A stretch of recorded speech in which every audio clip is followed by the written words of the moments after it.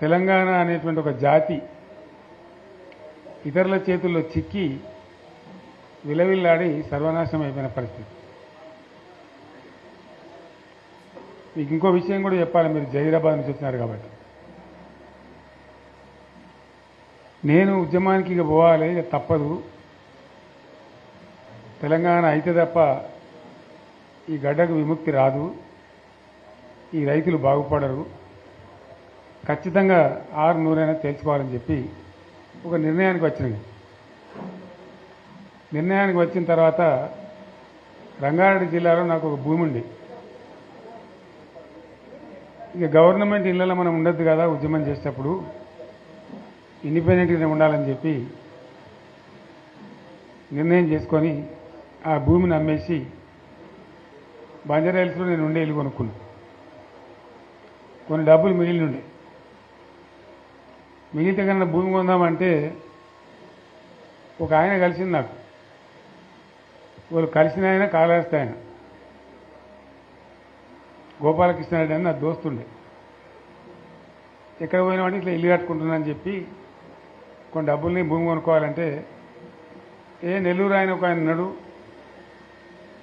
నేను రేపు చెప్తాను, నీ దగ్గరికి వస్తాడు, ఆయన తీసుకుపోయి నీకు భూములు చూపెడతాడు అని చెప్పాడు. ఎవరు? నెల్లూరు ఆయన. సరే రాని మానికైతే చూద్దామని నేను పొద్దున వచ్చింది. వచ్చిన తర్వాత పోదాం సార్ అని బయలుదేరినాం. బయలుదేరిన తర్వాత ఇక చక్కగా నారాయణఖేడ్ దాకా పోవాలి సార్ అని. సరే మంచిది పా అని చెప్పి సదాశివపేట కన్నా ముందు నుంచి చూపెడుతుంది నాకు. సదాశివపేట కన్నా జర ముందు నుంచి ఆడ 1700 ఎకరాలు ఆయనే అడ్వాన్స్ ఇచ్చాడు. 1700 ఎకరాలు. ఇక ఆ నుంచి ముందుకు పోతుంటే ఇది పలానది, ఇది పలానది, ఇది పలానది చెప్పుకుంటా జైరాబాద్ టౌన్కి వచ్చింది. వచ్చిన తర్వాత కొంచెం ఇప్పుడు అది మొగడంపల్లి మండలం అయిందేమో, ఆడ దిక్కు తీసుకొని పోయింది కొంత దూరం. అప్పుడు జైరాబాద్ మండలం ఉండేది. తీసుకొని పోయి చూపించండి ఇవన్నీ పలాంది పలాంది. అలా ఒక్కంది కూడా మన తెలంగాణలో పోయలేదు, అన్ని ఆంధ్రలో పోయలేదు. సరే ఇంకేం చూపెడుతున్నాను అడిగింది. ఇంకా చాలా ఉన్నాయి సార్, నారాయణఖేడ్కి కూడా పోవాలి, నాకు అర్థమవుతుంది కదా, తెలుస్తుంది కదా అని చెప్పి సరే ఇక లద్దు బాయ్సాబ్ ఇక రేపు తిరుగుదామని చెప్పి తెల్లారి మళ్ళీ తీసుకొని పోయాం. ఇక పోయి అటు నారాయణఖేడ్ దిక్కు చాలా దూరం పోయినాం. మన బీదర్ రోడ్ పోయి పోతాం కదా, అటు చాలా దూరం పోతే ఇప్పుడు ఈయనది ఒక 60 ఎకరాలనేది నన్ను దొరకపోయినది అలా చెరుకు పెడుతున్నారు. జరిగి మళ్ళీ మొగడంపల్లి ఇతరులకి జైరాబాద్ రూరల్ మండలం తీసుకొచ్చి వచ్చిన మన బుదేరా గుట్ట ఉంటుంది కదా, అసలు మట్టి గుట్ట ఎక్కించి నిలబడితే మొత్తం కనబడుతున్నాయి ఇట్లా మామిడి తోటలు, ఫామ్ హౌజులు. ఆడ చూపెడుతుంది ఇదే వాళ్ళదంటే ఇది సత్యరాజు గారిదండి 300 ఎకరాలు, ఇది పలానా అన్ని ఆంధ్రలో పేర్లే. మన జైరాబాద్ నియోజకవర్గంలో కూడా, నారాయణఖేడ్ నియోజకవర్గంలో కూడా. అవి చూసిన తర్వాత నేను రాత్రి హైదరాబాద్ వచ్చిన తర్వాత మిత్రులతో మాట్లాడి ఇక ఉన్న తెలంగాణ ఇప్పటికే పోయింది, 600 సరే తెలంగాణ కావాల్సింది, ఇక ప్రాణం పోయినా సరే కొట్టాలని చెప్పి జైరాబాద్ నారాయణఖేడ్ చూసి వచ్చిన తర్వాతనే ఇంకింత బలమైన నిర్ణయం తీసుకొని మొండిగా పోరాటానికి పోయినాం. ఇంకో విషయం కూడా మీకు నేను చెప్పాలి. అయితే ఇతరులు వచ్చి తెలంగాణ భూములు ఆక్రమించడానికి, తెలంగాణ ఉద్యోగాలు కొట్టేయడానికి, తెలంగాణ నీళ్లు మలుపుకొని పోవడానికి ఎవరు కారణం? దీనికి దయచేసి బాగా ఆలోచన చేయాలి. నేను చెప్పేది వట్టి ముచ్చట కాదు, మీరు వచ్చిన వాళ్ళు కూడా వట్టి వాళ్ళు కాదు. ఎందుకు జరిగింది 60 ఏళ్ళు తెలంగాణతోని? ఈ పరాశకాలు ఎవరు? ఆజ్ఞుడు ఎవడు? దీని కారకులు ఎవరు? ఇది చాలా ముఖ్యమైన విషయం. దయచేసి నేను చెప్పేది వినాలి. మీరు వెళ్ళిన తర్వాత మేమీ గ్రామాలలో చర్చ కూడా పెట్టాలని నేను కోరుతున్నాను. తెలంగాణ ఆగమైపోవద్దు కదా, నబటోని ముందర జారిపడద్దు కదా, మనకు కూడా చీము నెత్తురు పౌరుషం ఉండాలి కదా. ఏం జరిగింది? ఎవడు దీన్ని నాశనం పట్టించినాడు? ఎవడు? కాదు కాదు మన తెలంగాణ వాళ్ళే.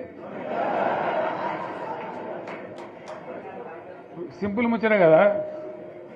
దోపిడీ చేద్దామని వచ్చి చూడు ఎప్పుడు దోపిడీదారుడే, కానీ వాడిని సర్దిగట్టినోడు ఎవడు? నేను ఉద్యమంలో చెప్పే కదా, కత్తి ఆంధ్ర ఉందే కానీ పొడిచేటోడు తెలంగాణ వాడే. వాస్తవం చెప్తున్నాను నేను మీకు. ఆ రోజు కూడా అదే కథ. తెలంగాణలో గట్టిగా ఉంటే ఆనాడున్న కాంగ్రెస్ నాయకులు సమస్య లేదు మాది మేము ఉంటామంటే ఎందుకు కలుపుతుంది ఆంధ్రతోని? ఏమక్కడ ఏర్పడుతుండే? మనోళ్ళ యొక్క తెలివి తక్కువతనము బలహీనతనే మనల్ని జబర్దస్తి వంచబోయి ఆంధ్రలో కలిపించు. ఆ గోస 60 ఏళ్ళు అనుభవించినాం మనం. ఏం గోస అది నాకు అర్థం కాదు. లేక కాదు కదా. కరెంటుకి ఏం గోస పడ్డాం? ఏం పరాస్కలాడు మనతోని? ఒకడు బట్టలు ఆరేయాలంటాడు, ఇంకోటి అంటాడు. జోకులు మన మీద. ఆ ట్రాన్స్ఫార్మర్లు కాలిపోవడు, మనం లంచాలు ఇచ్చుడు. ఒకసారి యాడ్ చేసుకుంటే ఇప్పుడు మళ్ళీ కళ్ళకి నీళ్ళు వస్తాయి. ఎందుకు పడ్డాం అంత బాధ, అంత అవస్థ? ఆనాడు నేను వచ్చి తిరిగిన బాగా, కానీ నేను ఒక మంత్రిని మాత్రం నేను చేయగలిగేది తక్కువ. ఉన్నంతలో తిరిగిన మా బడంగపేట చెరువు కానీ, ఏడాకులపల్లి చెరువు కానీ, గొడిగాడిపల్లి చెరువు కానీ కొన్ని పనులేదో చేయగలిగినాం అప్పుడు చేసినంతలో. కానీ ఎందుకైనా మంచిది పానం పోయినా సరే అని చెప్పి కొట్లాడినాం, దిగినాం. కొందరు వెనుక కొందరు ముందు మనోళ్ళు జమ కావడానికి ఆలస్యం పట్టింది, టైం పట్టింది. కానీ తెలంగాణ తెచ్చుకున్నాం. ఒక 20-25 ఏళ్ళు గోసపడ్డ కరెంటు. 25 ఏళ్ళు కదా. మోటార్లు గాలుడు, ట్రాన్స్ఫారం గాలుడు, లంచాలిచ్చుడు, అంత గోసపడ్డటువంటి బాధను 6-7 నెలలనే 24 గంటలు అందరికీ కరెంట్ స్టడీ చేసినాం. మరి కాంగ్రెస్ వాళ్ళు చాలా పెద్ద సిపాయిలైనది. ఒకరిని మించిన వాడు ఓడుండే. మరి వాళ్ళు ఎందుకు చేయలేకపోయింది 25 ఏళ్లలో? మన తెలంగాణ వచ్చినాక మరి మనం ఎట్లా చేసుకున్నాం నడుపుకున్నాం 7-8 ఏళ్ళు. మంచినీళ్ళ బాధ పూర్తిగా తీర్చుకున్నాం. ప్రతి ఇంటికి నల్లాల ద్వారా నీళ్ళు వచ్చాడు, ప్రతి ఇంట్లో నల్లా పెట్టి నీళ్ళు ఇచ్చుకున్నాం. తెలంగాణ వస్తే లాభమైంది, మా ప్రజలకు కొన్ని మౌలికమైన బాధలు పోవాలి, కొన్ని అవస్థలు తీరాలని చెప్పి మిషన్ భగీరథ కావచ్చు, మరొకటి కావచ్చు, కరెంటు కావచ్చు తెచ్చుకున్నాం. 24 గంటలు కరెంట్ ఇచ్చుకున్నాం. ఏమైనా ప్రాజెక్టు చెరువు కింద నీళ్ళు తీసుకుంటే బంద్ చేసినాం. నీటి తీరువ రద్దు చేసినాం. అట్లా ఎన్నో సదుపాయాలు చేసుకున్నాం. రైతులకు బాగా జరుగుతుండే. అప్పుడప్పుడు ఏమవుతుంది, కొన్ని దుష్ట దినాలు వస్తాయి, చెడు గడియలు వస్తాయి. మనోళ్ళు కూడా అలవోకగా ఓట్లేసారు. మీరు గొప్పలో మీరు మాణిక్యరావుని గెలిపించారు. కానీ కొన్ని నియోజకవర్గాలలో నేను చెప్పినా కూడా అప్పుడు మంది మాటలు పట్టుకొని మారుమానం పోతే మళ్ళీ వరకు ఇల్లు కాలిపోతుంది, వీళ్ళని నమ్మితే అమాంతం మింగుతారు, మోసపోతాం. రైతు బంధుకు రామరామ అంటారు, దళిత బంధుకు జై భీమ్ అంటారు, వీళ్ళు ముంచుతారా నాయన అని చెప్పిన నేను. ఏమో మీ సంగతి ఎంతో చూద్దామని ఆయనతో వేసారు.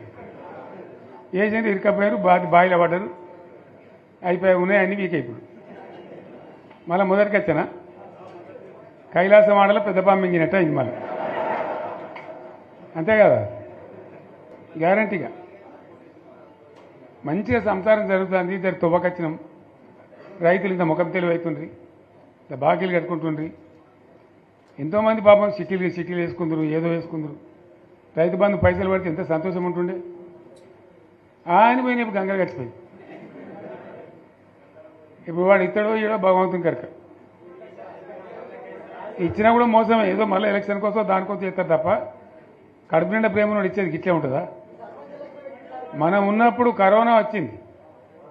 కరోనా వస్తే కూడా నేను రైతు బంధు ఆపలే. కరోనా వచ్చి రాష్ట్రానికి రూపాయి ఆదాయం రాకపోయినా వ్యవసాయం అయితే జరగాలి కదా, తప్పద్దని చెప్పి ఈవెన్ కరోనా ఉంటే కూడా రైతు బంధు ఆపలే. అంత ఒక నిర్ణయం తీసుకొని రైతాంగాన్ని నిలబెట్టాలని, కాపాడుకోవాలని చెప్పి ఒక 4-5 మంచి స్కీములు తెచ్చి వాళ్ళని కాపాడుకున్నాం. గౌరవంగా బతికిన రైతులు ఒక ధీమా వచ్చినుండే. రైతు బీమా పడితే ఎంతమందికి సాయం జరిగింది?